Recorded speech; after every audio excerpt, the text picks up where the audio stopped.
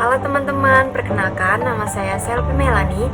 Saya dari Universitas Widyagama Mahakam Samarinda, jurusan Administrasi Publik. Di sini saya ingin sedikit menjelaskan mengenai Undang-Undang HKPD Nomor 1 Tahun 2022. Sebelumnya, apakah teman-teman tahu apa itu dana transfer ke daerah dan dana desa? Dana transfer ke daerah terbagi menjadi 3 poin. Yang pertama, dana pertimbangan. Yang kedua, dana insentif daerah. Dan yang terakhir, dana otonomi khusus atau dana keistimewaan Yogyakarta. Dana pertimbangan dibagi menjadi 2 poin, yaitu dana transfer umum yang terdiri dari DBH, dana bagi hasil, dan dana alokasi umum atau DAU. Kemudian yang kedua ada dana transfer khusus. Dana transfer khusus ini terbagi menjadi 2 poin. Yang pertama, dana transfer lokasi khusus fisik dan dana transfer alokasi non-fisik. Baik, dana bagi hasil atau DBH dialokasikan kepada daerah berdasarkan angka persentase untuk menandai kebutuhan. Dana alokasi umum dialokasikan dengan tujuan pemerataan kemampuan keuangan daerah untuk menandai kebutuhan daerah. Dana alokasi khusus dialokasikan kepada daerah tertentu dengan tujuan untuk membantu menandai kegiatan khusus yang merupakan urusan daerah yang sesuai dengan prioritas nasional. Kemudian ada dana insentif daerah, yaitu dana yang dialokasikan dalam APBN kepada daerah tertentu berdasarkan kriteria tertentu dengan tujuan untuk memberikan penghargaan atas pencapaian kinerja tertentu. Berdasarkan insentif daerah, ini ditentukan oleh kriteria utama dalam kategori kinerja. Dana otonomi khusus atau otsus merupakan dana yang dialokasikan dalam APBN untuk membiayai pelaksanaan otonomi khusus suatu daerah. Dan otonomi khusus ini teruntuk 3 provinsi, yaitu Provinsi Papua Barat, dan Nangro Aceh Darussalam. Dan kemudian ada dana keistimewaan Yogyakarta, merupakan dana yang dialokasikan dalam APBN untuk menyelenggarakan urusan daerah keistimewaan Yogyakarta sebagaimana yang diterapkan dalam Undang-Undang Nomor 12 Tahun 2012 tentang keistimewaan Yogyakarta. Selain dana transfer ke daerah, terdapat istilah dana daerah, yaitu dana yang bersumber dari APBN yang diperuntukkan bagi desa yang ditransfer melalui APBD kota dan digunakan untuk membiayai penyelenggaraan pemerintah, pelaksanaan pembangunan, pembinaan kemasyarakatan, dan pemberdayaan masyarakat.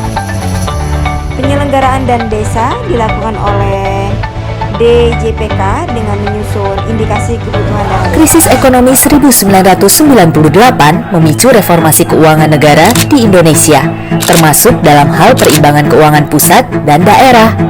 Pada tahun 1999, lahir 2 undang-undang di bidang otonomi daerah dan desentralisasi fiskal, yaitu Undang-Undang Nomor 22 Tahun 1999 dan Undang-Undang Nomor 25 Tahun 1999. Pemerintah pusat menyalurkan dana perimbangan untuk daerah yang meliputi dana alokasi umum atau DAU, dana alokasi khusus atau DAK, dan dana bagi hasil atau DBH. Tiap jenis transfer memiliki tujuan, mekanisme, dan formula yang berbeda.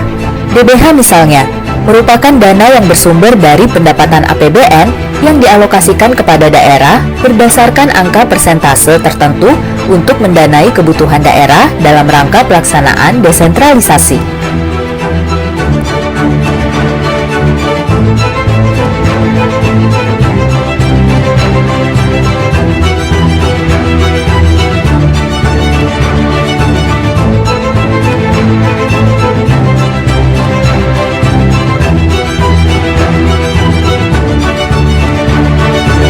Untuk memperkuat desentralisasi fiskal dan mewujudkan kesejahteraan masyarakat, Penyempurnaan regulasi dilakukan melalui Undang-Undang Nomor 1 Tahun 2022 tentang hubungan keuangan antara pemerintah pusat dan pemerintah daerah atau UU HKPD.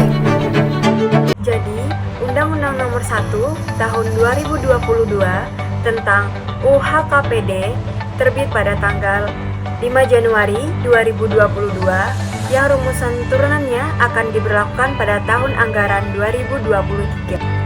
Jadi ada dua tujuan besar kenapa UHKPD ini dibentuk, yaitu yang pertama untuk mencapai kesejahteraan masyarakat secara menyeluruh, dan yang kedua untuk meningkatkan pelayanan kepada masyarakat antara satu daerah dengan daerah yang lainnya.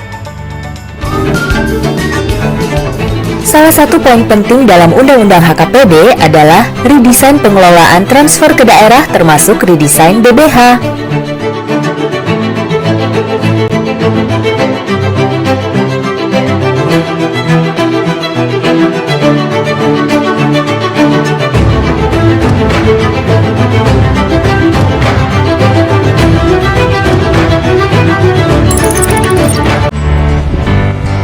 Salah satu contoh pengalokasian dana bagi hasil yang menjadi konsen adalah atas pertambangan minyak dan gas bumi yang berada di Kecamatan Cepu, Blora, Jawa Tengah. Lokasi pertambangan ini secara aktual berada di antara perbatasan Provinsi Jawa Tengah dan Provinsi Jawa Timur. Namun beberapa daerah di sekitarnya yang terkena dampak pertambangan tersebut berada di Jawa Timur, menyebabkan daerah-daerah tersebut tidak mendapatkan bagi hasil atau DBH. Oleh karena itu, muncullah Undang-Undang HKPD ini dengan tujuan hasil retribusi diharapkan bisa menyebar lebih adil. Penyaluran DBH yang lebih adil akan meningkatkan efektivitas penerimaan pajak, meningkatkan kualitas lingkungan hidup, dan mendukung kesuksesan program pembangunan pemerintah daerah. Undang-Undang HKPD mewujudkan desentralisasi fiskal yang adil, transparan, akuntabel, dan berkinerja.